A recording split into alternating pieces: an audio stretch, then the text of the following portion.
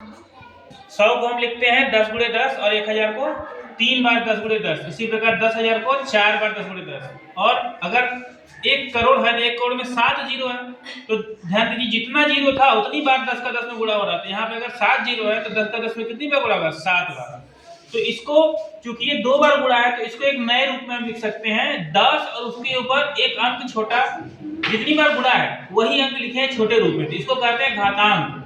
और पढ़ते कैसे इसको? 10 की घात 2, और इसको पढ़ेंगे 10 की घात 3, ये हो जाएगा 10 की घात 4, 10 की घात 7। इसी प्रकार 4 को भी हम तोड़ सकते हैं, तो 2 गुणे 2 तो ये हो जाएगा 2 की घात 2। और 16 को तोड़ेंगे तो 4 बार गुणा है 2 का 2 में, तो ये हो जाएगा 2 की घात 4।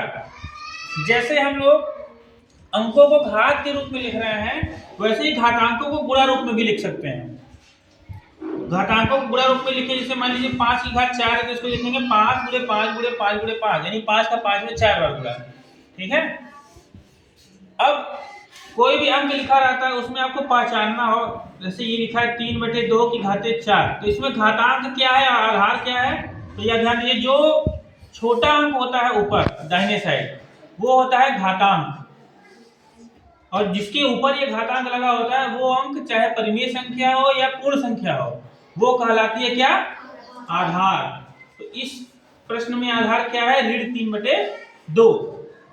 अगर कोई प्रश्न हो जिसको अगर आपको कोई परिमेय संख्या है उसे अगर आपको घातांक के रूप में लिखना है अगर, तो आप उसका पहले गुणनखंड करेंगे। देखिए यहाँ पर 343 का गुणनखंड किया गया है तो आया है 7 गुणे 7 गुणे 7। 64 का गुणनखंड किए तो 2 का 2 में 6 बार गुणा, तो इसको ऐसे लिख सकते हैं 7 की घात 3 और 2 की घात 6, ये भी लिख सकते हैं।